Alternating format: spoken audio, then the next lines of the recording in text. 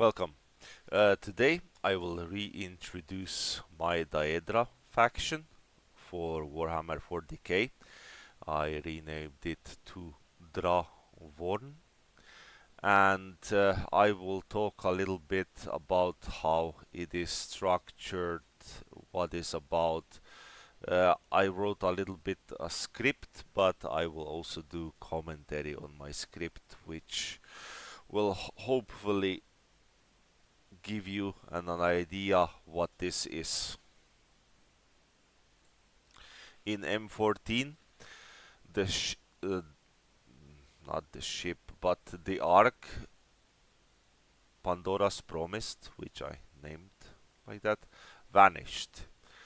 The Ark was lost into the black hole born pocket dimension, later known as the Crucible. No normal route led back. No outside authority could help. No empire could send rescue.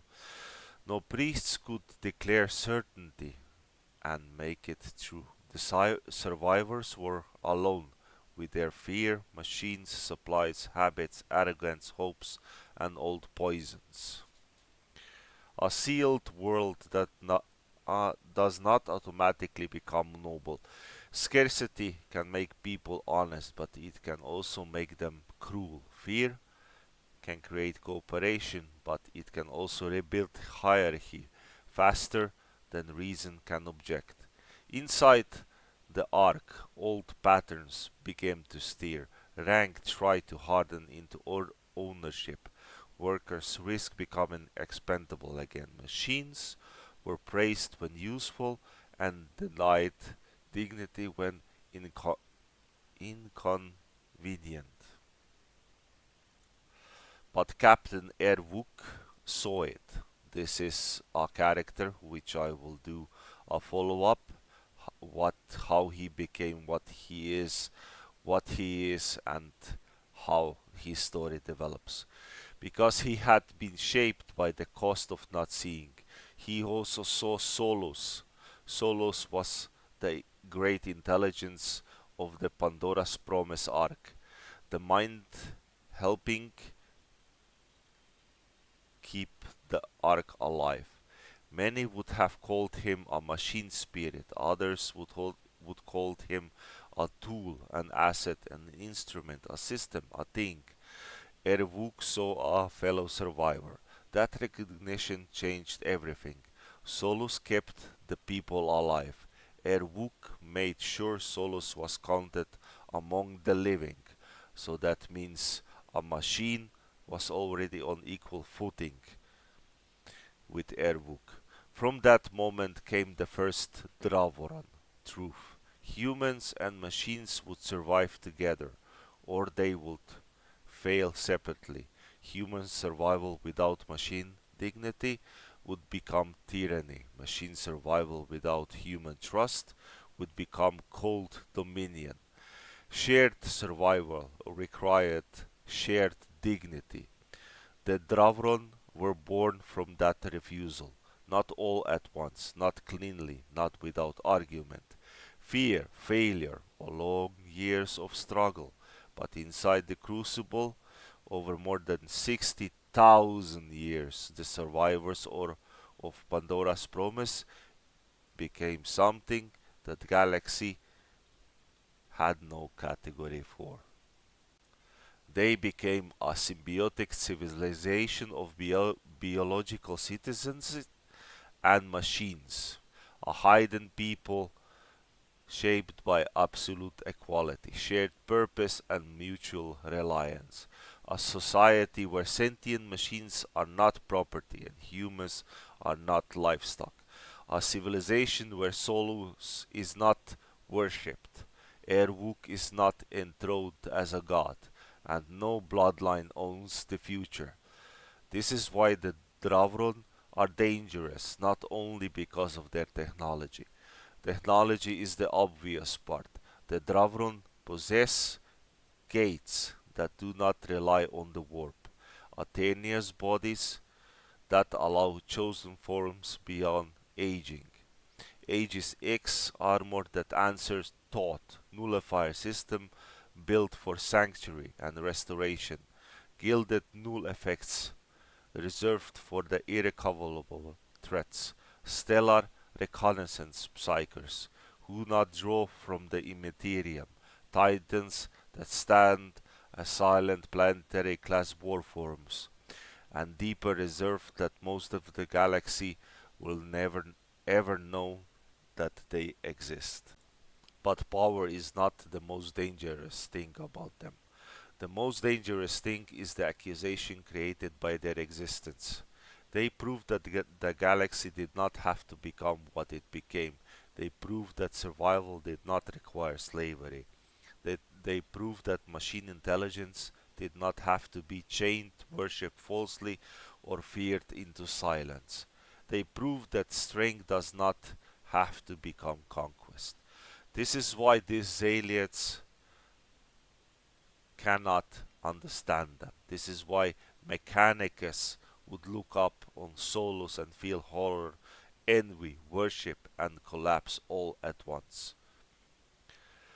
When the Dravorn faction, which I created, finally returns to the galaxy in M32, they did not announce themselves by burning a sector or demanding tribute. They came through the wormhole in, or should I say, in unexpected planet in the universe. They came on planet Coralax. Coralax was an imperial feudal agricultural world in the eastern fringe.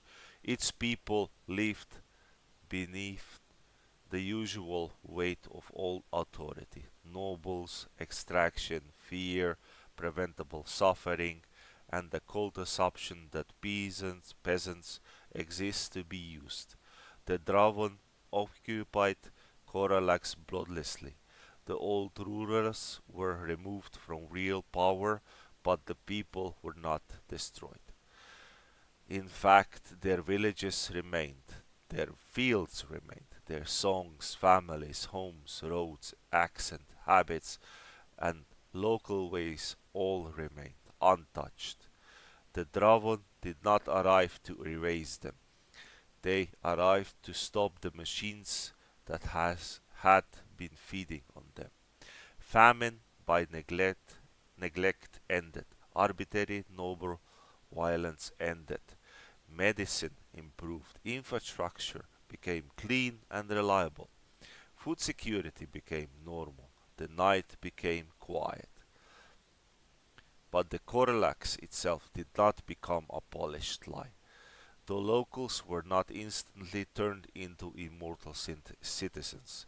They were protected residents first. Some were grateful, some were terrified. Some priests did not know what to do with the heretics who saved more lives in one season than their masters had saved in generations. Some nobles learned that the titles without coercion, or something like that in English, are just expensive words. Some children accepted the new peace faster than the adults did, because children are often less loyal to old misery. Coralax became the public face of the Dragon faction, an embassy, a sanctuary, a threshold, a place where the galaxy could beat them, misunderstand them, condemn them, fear them, ask them for help, test them, and sometimes even survive the answer. But Coralax itself had another purpose. It is where the old weapons are, are allowed to become people again. Across the galaxy, the Draven will search for those who were used, broken, corrupt, abandoned, or wasted. Black shields, lost Astartes, penitent sisters, ancient machines, Xenos exile, forgotten defenders, recoverable corrupted champions, living myths, destroyed juggernauts, warriors who should have died alone in the dark. The Dravorn did not gather all of them as trophies. They do not immediately chain them into another army. The first mercy of Coralax is not a command, it is a breath. A restored warrior may wake to the words, "You are safe, the war is not yet here." Those words matter because they reverse the logic of the old galaxy. A space marine may farm, a sister may teach, a dreadnought may work without pain. A former servant of corruption may hear his own thoughts again.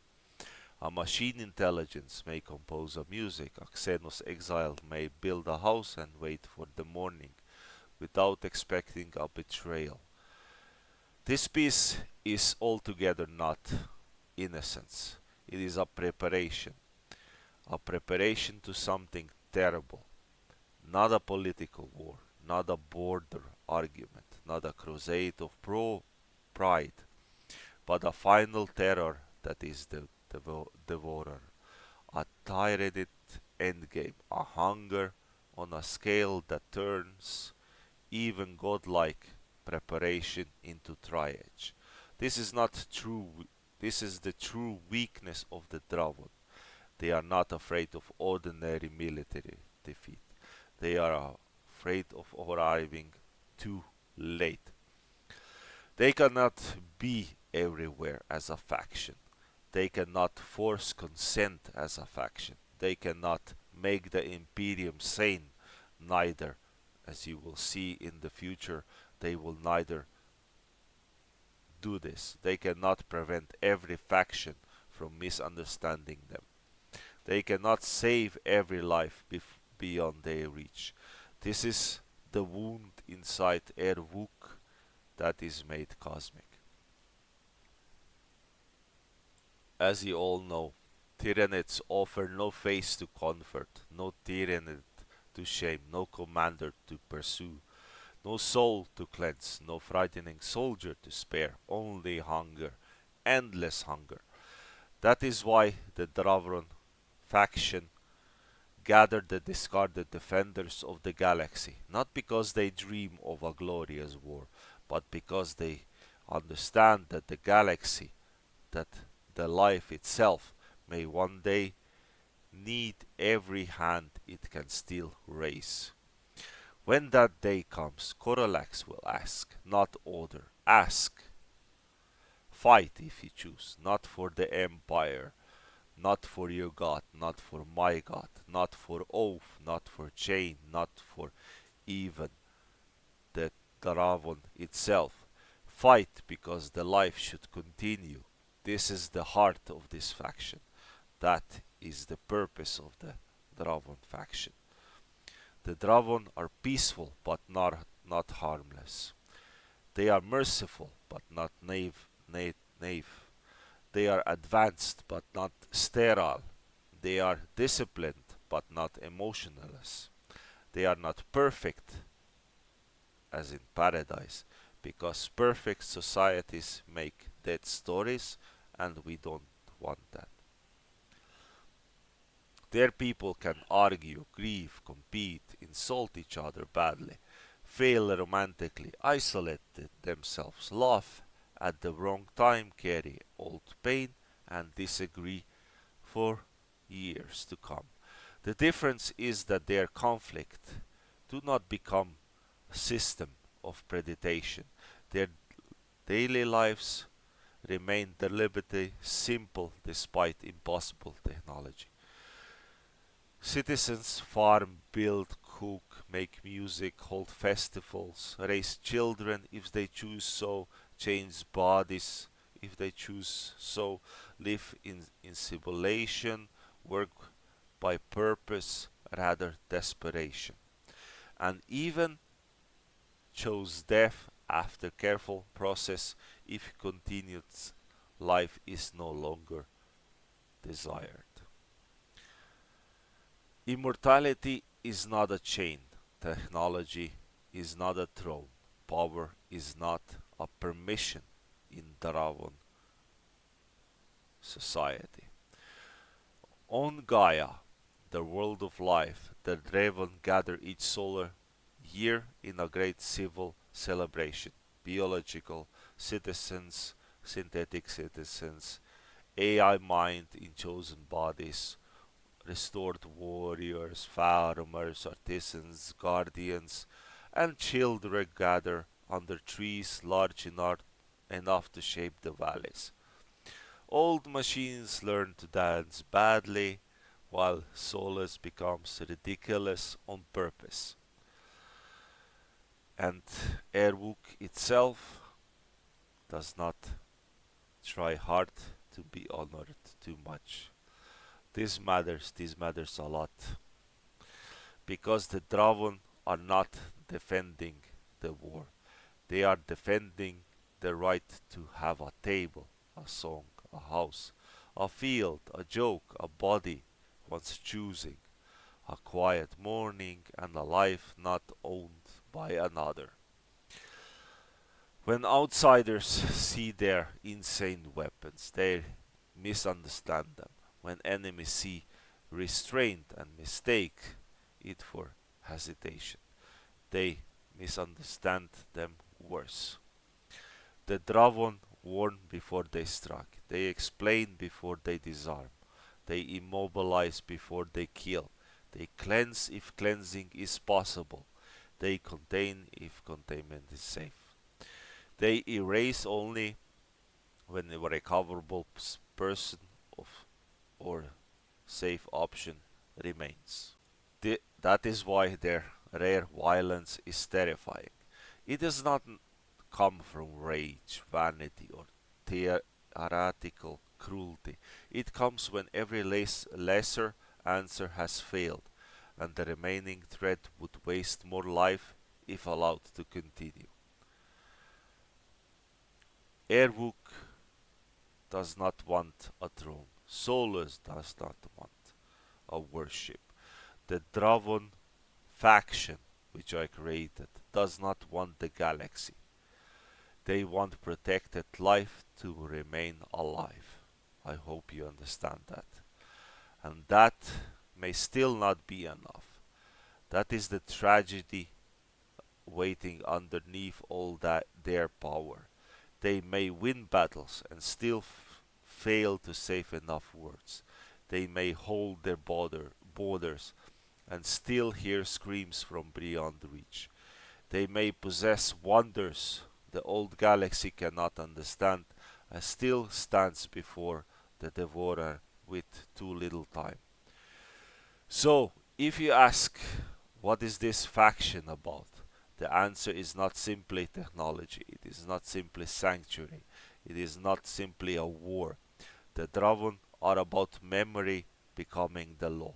They are about forgotten child who learned that no one survives alone. They are about a machine mind counted as a person. They are about a civilization that could have become another tyranny and chose painfully not to do so.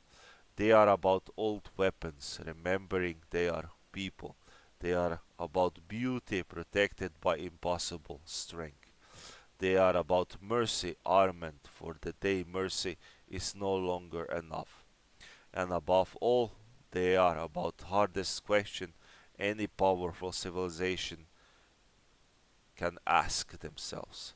Not can we win, but who can we still save before the darkness arrives? And this is my presentation for my Dravos faction. I hope you enjoyed it, and I will do more videos and I will explain more about this faction. I hope to see you soon, and goodbye.